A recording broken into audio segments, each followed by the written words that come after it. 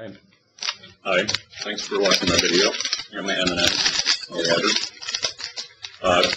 So on Wednesday I gave my second Toastmasters speech on the subject of the mind-body problem in philosophy.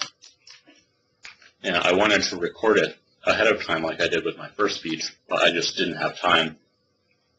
I only found out on Monday that on Wednesday I was going to have to give the speech. And when you do a Toastmaster speech, you have a really strict time limit. For this speech, it was 5 to 7 minutes. And to fit my speech into 7 minutes, I had to cut a lot of topics that I kind of wanted to talk about, but just didn't have time. And so now that I'm recording this on my own, I have time to talk about those things, but I don't have anything really prepared. I don't have any notes written for those topics.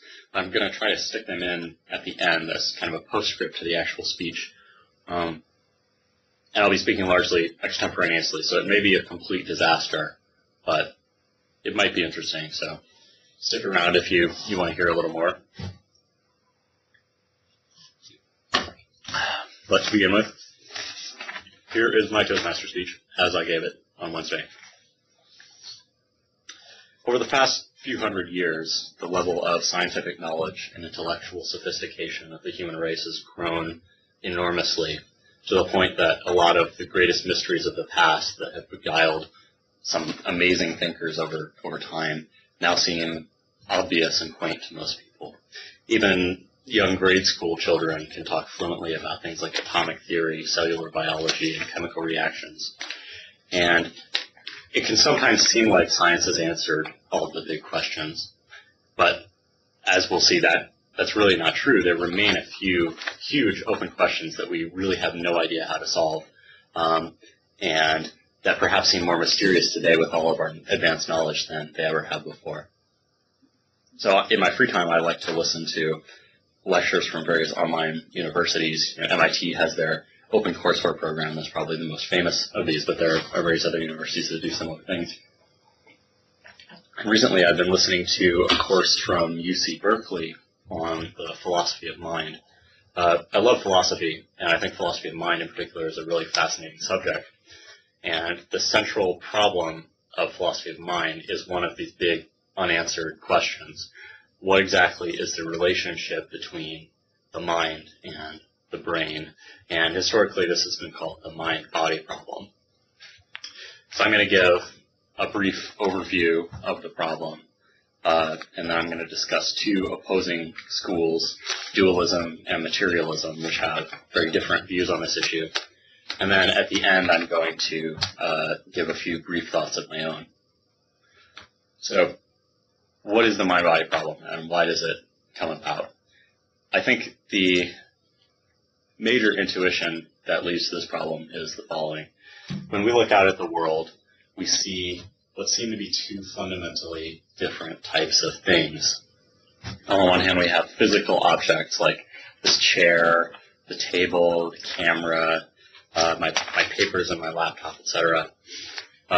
These are things that we view with our senses, our eyes, ears, nose, mouth, etc.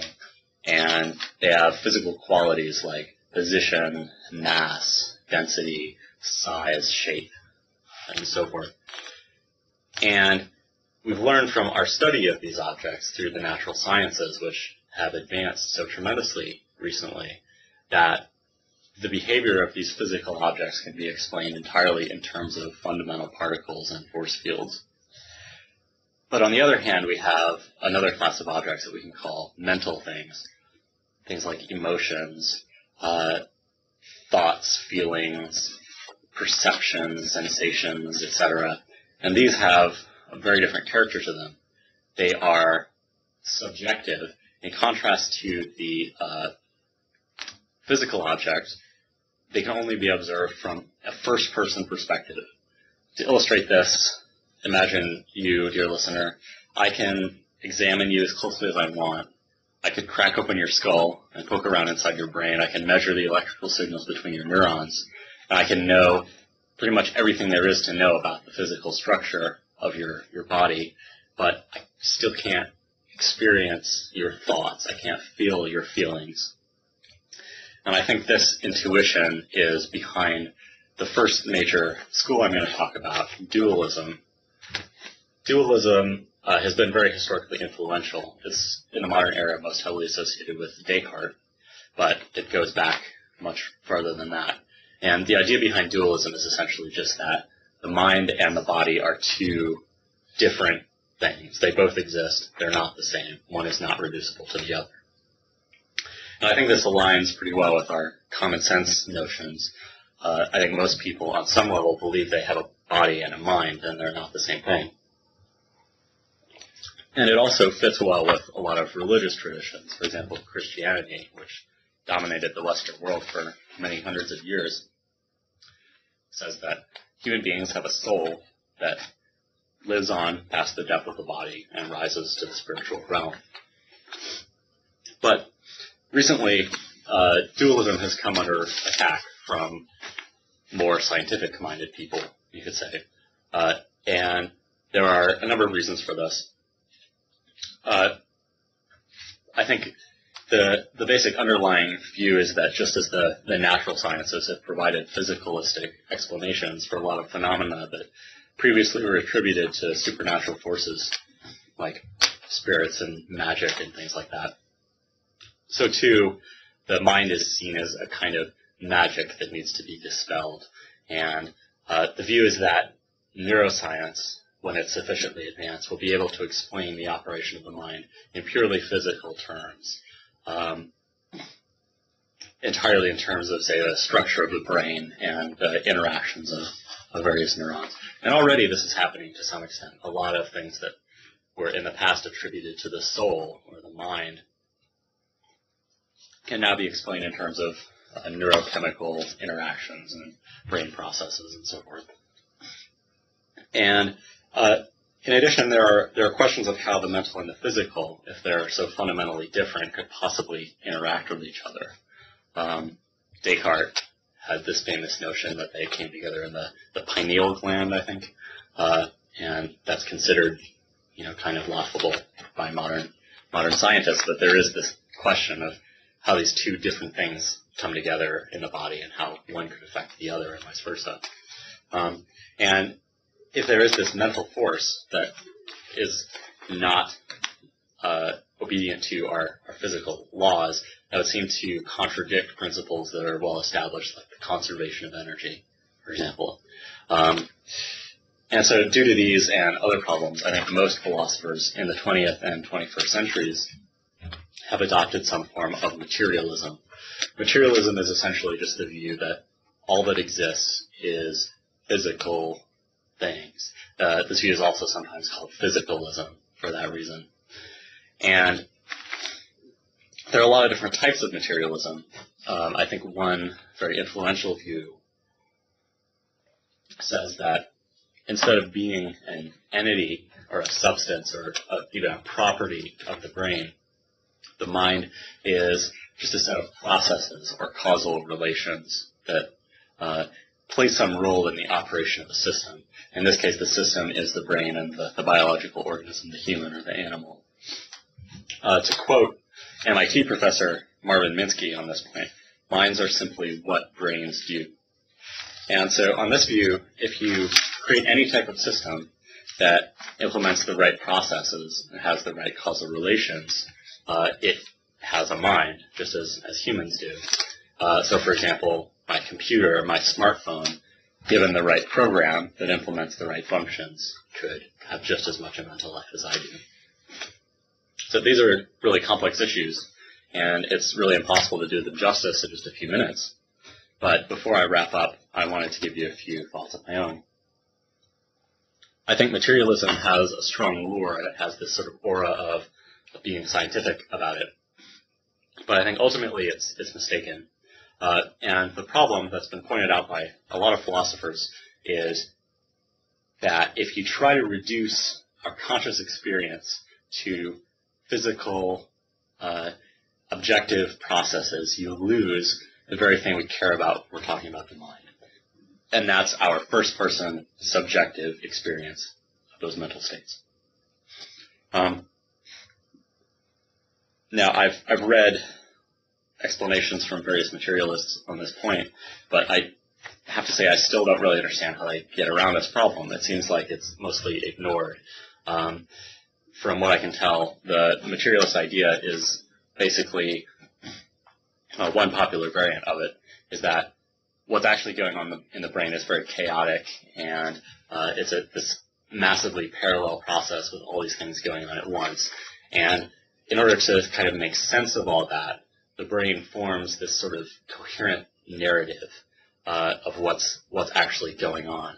But that's an illusion, right? That's not actually the process that's taking place. But that narrative is what we think of as our conscious experience, right? But it's not a correct description of the actual processes going on in the brain. And I think the problem with that view is this notion that it's an illusion to say that we are conscious, right? The problem is that the concept illusion is dependent on the concept of consciousness. If you look at what an illusion is just a deceptive or misleading appearance. And an appearance is the very thing we're talking about here when we're talking about consciousness. Appearance is a concept that's formed based on an abstraction from our first-person subjective experience of the world. And that's, I think, a really fundamental point and a really major problem with materialism. The starting point for all of our knowledge is our sensory experience of the world and our introspective experience of the operations of our mind. And I don't see how you could form concepts of the mind starting from only the external evidence of the senses. As one philosopher, Harry Binswanger, put it, if you start only with a lot of brain processes, many small brain processes adds up to one big brain process. It doesn't add up to a first-person subjective experience. It doesn't add up to consciousness. And so when materialists use concepts like information, truth, understanding, feeling, perception, etc., all of these are concepts of mental phenomena, and I don't see how they can be derived from only looking at physical material. And so a materialist, to be consistent, would have to abandon all of those concepts, in which case it's impossible to think or to argue. And yeah, this is really a consequence of the fact that the mind is just an irreducible starting point that has to be assumed in any argument or process of thought. So I think some form of dualism has to be right. I don't think there's anything unscientific or supernatural about this conclusion, but I'll have to save the precise details for another day. And in any case, I'll be eagerly watching over the next few decades as scientists uncover more of the mysteries of the brain. And more relevant for us here at Microsoft, when Windows 14 gains sentience, as many of the materialists think it might, perhaps we can at least distract it from its rampage of destruction with some of the fascinating puzzles in the philosophy of mind.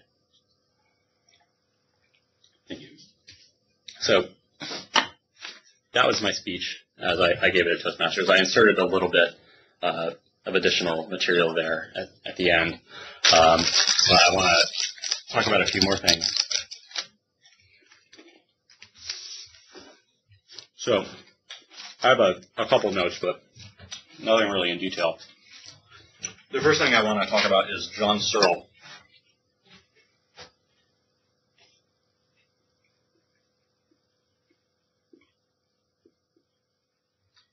Hopefully that is visible in the video. As I stated in the speech, I'm listening to this online course from UC Berkeley, and it's taught by this guy named John Searle, who is a fairly famous philosopher in this space, and he's also done some work with philosophy of language and a couple other fields. He's very well known and very well respected, and he has some interesting views on the subject of the mind-brain relationship. And so I wanted to address his viewpoint fairly quickly. Another point about John Searle, if you're watching this video and you're familiar with some of my philosophical beliefs on other subjects, you might be aware that I'm sympathetic to objectivism. I'm Rand's philosophy. And there's at least one important, or what I consider important, objectivist philosopher, Diana Shea, who, at one point at least, was very sympathetic to John Searle's portrayal of the mind-body relationship, and she thought it was consistent with objectivism. I don't know if she still believes that. She has a couple of really good papers on her website that I can maybe link to. One is called Mind and Objectivism, and one is called Analytics on the Mind. But I think that Searle, while he has a lot of good points, and I think he's a really good teacher, is wrong about the mind-body problem. And I also think his view is not consistent with objectivism. And so I'll try to clear that up and clarify my view on the subject. So if you read Searle's books, his most important book is called The Rediscovery of the Mind. He talks about a lot of different subjects, but I think the core of his solution to the mind-body problem is this notion of levels of description.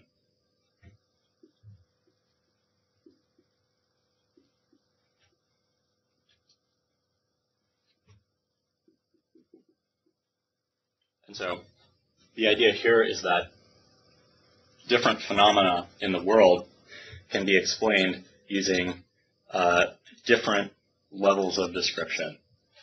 To take one simple example, looks like the camera is more visible over here. Take water. If we look at, say, a glass of water, it has properties like liquidity, transparency, it's thirst quenching, etc.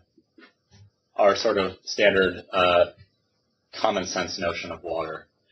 And for many years, this would have been kind of the definition of water. Water is a substance that is transparent, thirst quenching, that's needed for life. It's a liquid that boils at a certain temperature, etc. But then when we discover more about the properties of water, specifically when we go down to the molecular level, we discover that water is made of these H2O molecules. And we discover that these H2O molecules have what seem to be entirely different properties. They have a certain number of, electrons, neutrons, and protons, so I'll say atomic structure. They have certain bonding behaviors, the way that they bond with other H2O molecules, etc. And so we can think of these two different things. They really describe the same phenomenon. They're both describing what we think of as water, but they're two different levels of description. This is, we think of here is the higher level, and this is the lower level. So when we discover this lower level, when we discover that water is really made of H2O molecules, what we normally do is we reduce water to H2O. And what that essentially means is that whereas previously we defined water as a liquid, transparent, thirst-quenching substance that boils at a certain temperature and so forth, we now define water as a combination of two hydrogen molecules and one oxygen molecule with these properties. So this is now our definition of water, and we say that these other properties, liquid, transparent, thirst-quenching, are really consequences of this molecular structure. So we can say this is the higher level, this is the lower level, and the higher level reduces to the lower level. I'm not going to write another example on the board, but I'll give a couple more examples to make this clearer. Another example that Searle really likes, apparently he has a thing for cars. He talks about the engine of a car, and the higher level description of the operation of the engine is the spark plug creates a spark and ignites the gasoline, which explodes and causes the piston to I just realized that writing might not be visible. That's okay, I'll try to write bigger in the future. So the spark plug makes a spark and ignites the gasoline, which pushes the pistons, etc., which turns various cranks and gears and so forth. I'm not much of a car person, which turns the wheels and makes the car. So that's the higher level of description. The lower level of description would be the hydrocarbon molecules in the gasoline get excited by the electric field and the energy that's coming from the molecules of the spark plug, and they get excited and break apart, and they cause this explosive phenomenon. Well, that's even at the higher level, the explosion. I don't really know how to describe the molecular level because I'm not much of a chemistry person. But you get the idea. There's a higher level of description, which is the actual processes that we see with our eyes that we observe, and there's a lower level of description that describes sort of the atomic structure and the underlying phenomena. And we can reduce the higher level of description to the lower level of description. So Searle says that we can do the same thing with the mind.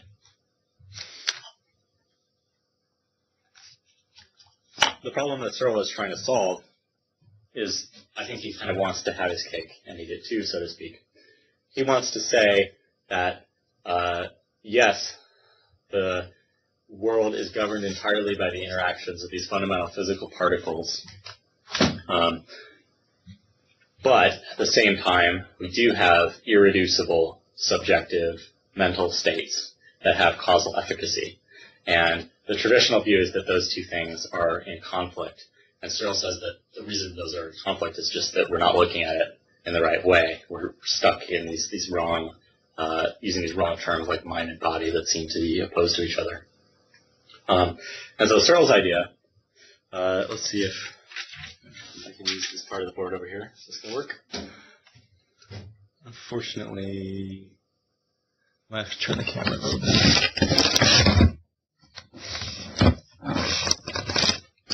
See if that'll work. So, draw a line here. Yeah.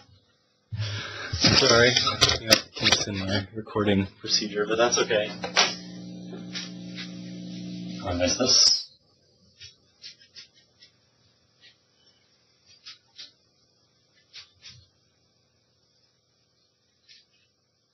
So if you remember the water H2O, Searle says we have the same essential relationship between the mind and the brain. So the higher level description is the mind, or as Searle calls it, consciousness. Let me write a little bigger.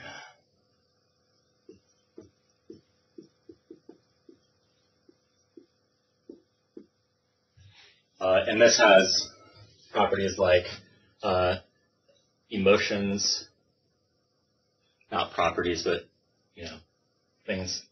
Searle has a whole list of sort of qualities that he thinks the mind has, but I don't need to go through them. Some of them are kind of technical. But you can think of things that exist within consciousness as emotions,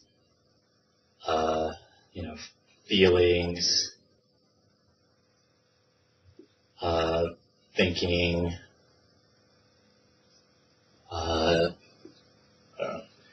whatever else consciousness does. Appearance. So that's the higher level of description. And the lower level of description is the brain.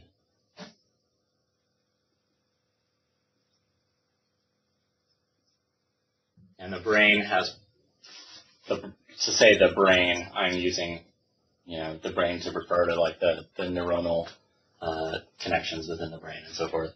And so the brain has, neurons, electrical impulses, chemicals, like neurotransmitters like serotonin, dopamine, things like that, and other, biological chemicals that make up the brain. And so Searle's idea is essentially that in one respect, and I'll talk about this in more detail shortly, consciousness, just as we reduce water to H2O, we can reduce consciousness to the brain.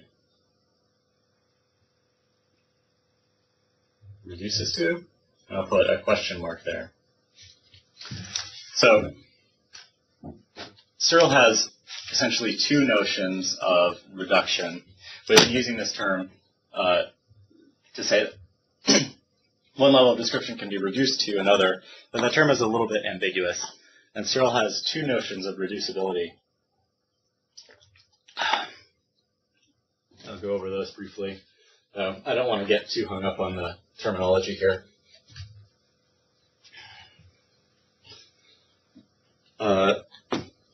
So Searle breaks reduction into two categories.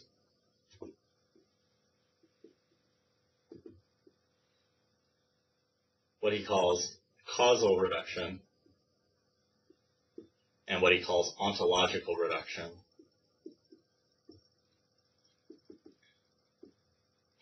So causal reduction essentially means that the higher level phenomenon is causally reducible to the lower phenomenon if the higher level phenomenon's causal powers can be completely explained in terms of the lower phenomenon. So the higher level has no additional causal powers. And so, we can use the example of water. The molecules of the water form into these structures that on a higher level we view as a liquid with transparency and so forth. But the liquidity and the transparency of the water don't have additional causal properties on top of the atoms and the molecules of the water.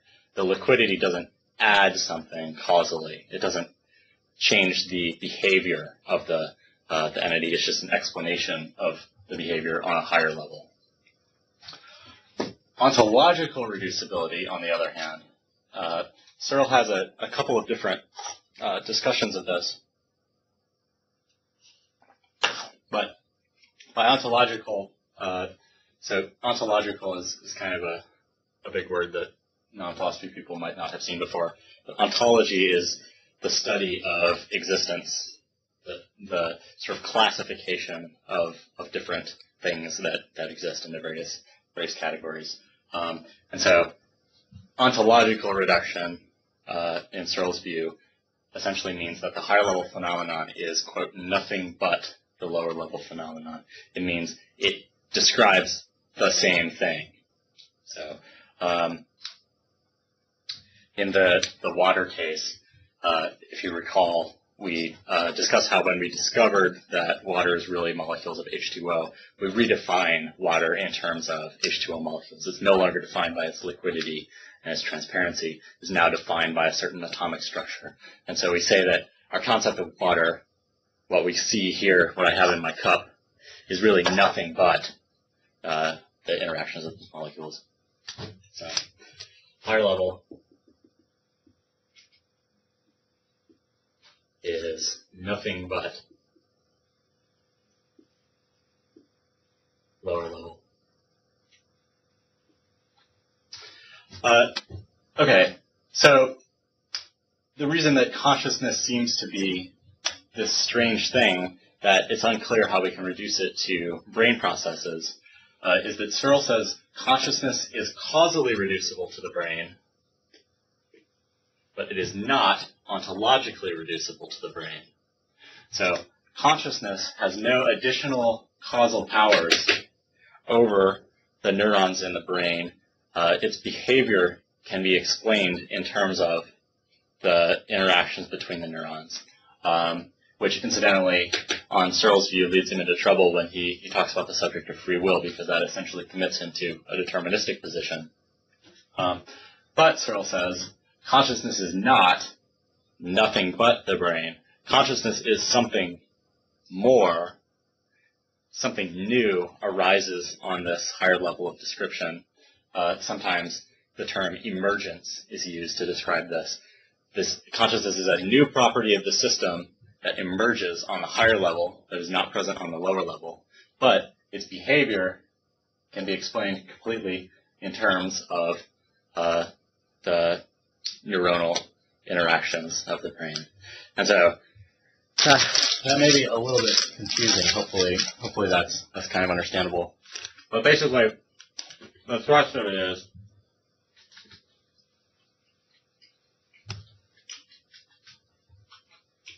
if you get nothing else out of the discussion of Searle, the whole point is consciousness is the higher level description, the brain is the lower level description. Okay, so what's wrong with this? Because I disagree with this view.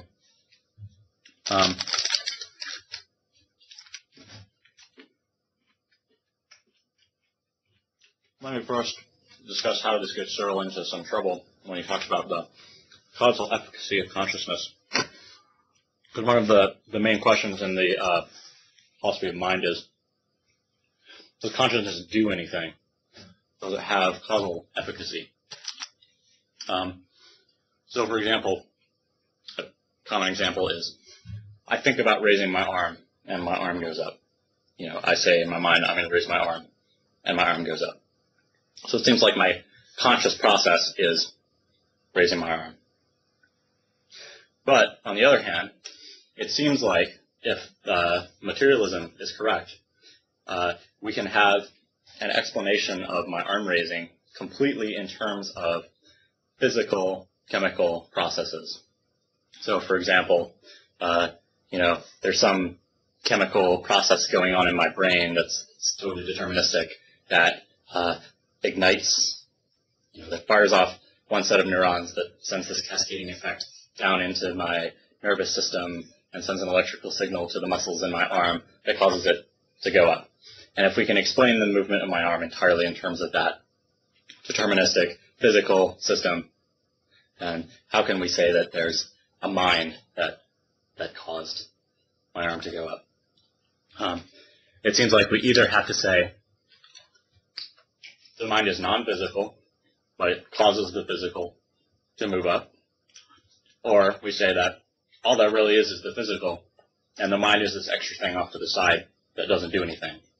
And that's a real view that people believe. That's called epiphenomenalism, the view that the mind actually exists, but it's just a byproduct of physical processes and it has no causal efficacy. And so it seems on first glance, and I think it seems in practice, that Searle's view that consciousness is the brain viewed on a higher level of description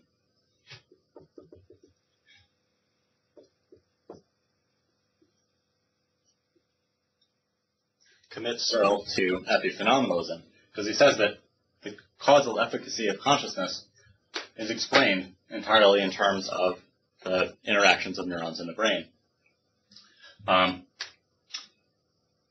But Searle claims he's not an epiphenomenalist. Searle claims that consciousness does have causal efficacy, and he claims that the reason why we think the mind is not having causal efficacy in this situation is really just due to a terminological confusion. So he gives the engine example, and he says that if we look at the structure of the engine, the firing of the spark plug, the explosion of the gasoline and the pistons moving, and we say that those turn the wheels of the car, that's a correct causal explanation. Even though, on a more fundamental level, we can explain all this behavior in terms of the interactions of the hydrocarbon molecules, exerting pressure on the molecules of metal in the pistons and so forth. So there are two different descriptions of the same process. Both are equally valid, and it would be invalid to say that the higher level of description has no causal efficacy. The term epiphenomenal just wouldn't apply to that situation of the engine. And so Searle thinks the same thing is true of the mind. So essentially, consciousness has causal efficacy, but what that really means is that consciousness is just the brain process that's on a higher level of description. Okay, so the whole problem with this view, I've gone on significantly longer than I expected to, I apologize, is that the notion of a level of description is not something that exists in reality. That's something that exists in our minds. A level of description just is what it sounds like. It's a way that we describe a certain process that exists in reality. Reality has no levels of description. In reality, there's just the process. And we can view it from several different perspectives. So take the engine example. We can view the engine on the higher level, on the macro level. With our eyes, we can view the pistons and the spark plug and the gasoline and so forth. Or we can view it on the lower level as the atoms and the molecules and things and so forth. But those two levels of description don't actually exist as anything in reality. It's just two different perspectives on the same phenomenon. And so to say that consciousness is I just remembered I wanted to talk about ontological reducibility, but forget it. So to say that consciousness is the same thing as the brain on a different level of description is to say that consciousness actually is the brain process, and then you're back just in the position of the materialist. So the fundamental problem here is that the notion of description, of perspective, is a notion of consciousness and is dependent on consciousness. It's a concept of consciousness, and it's derived from our perception of the world. And to say that consciousness is a level of description of a brain process is akin to the statement, in regards to perception, my perception is the way that I perceive a process in the brain. It's a circular notion. That, incidentally, I think is a common and seductive view of the mind-body relationship, is that the mind is just the same thing as the processes in the brain, but viewed from a different perspective. But the problem is that the concept of perspective, the notion of viewing something from a different perspective, depends on consciousness. Consciousness is logically prior, and so you can't define it circularly like that, or describe it circularly. Okay, so I think Searle is wrong. I think this notion doesn't make sense. It not only commits him to determinism, it commits him to epiphenomenalism, the view that the mind is not causally efficacious. But yeah, so looping back, so there was one level in which Searle says the mind is not reducible to the brain, and that is the notion of ontological reducibility. And so the reason Searle says consciousness is not ontologically reducible to the brain is that normally when we reduce a higher level thing to a lower level thing, what we're doing is we're taking out our subjectivity. We're taking out our subjective view of that object.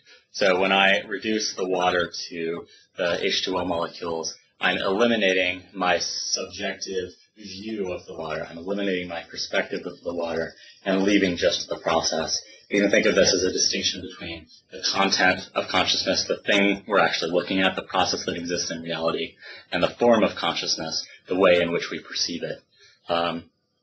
But Searle says we can't do that reduction in the case of consciousness, because what does it mean to take away the form of consciousness when consciousness is the form?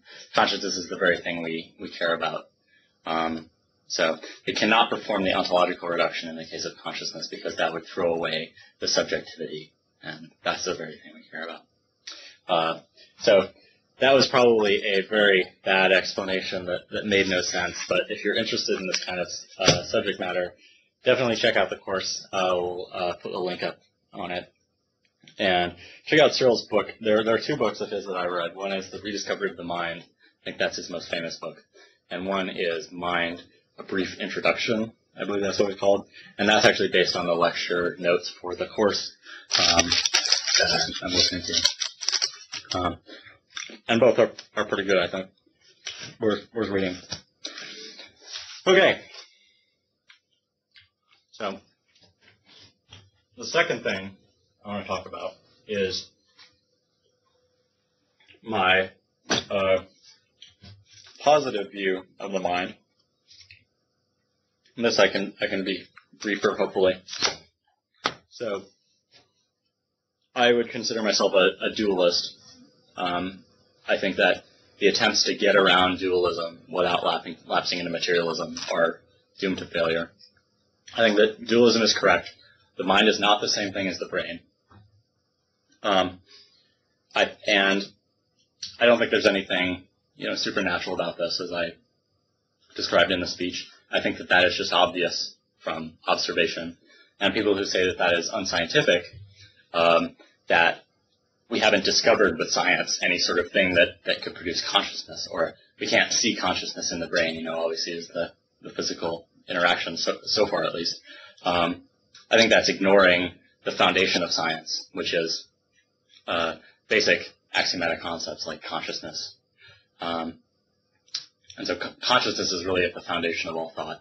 And so any attempt to deny the validity of consciousness ends up in one of those circular falsities that I described with Searle.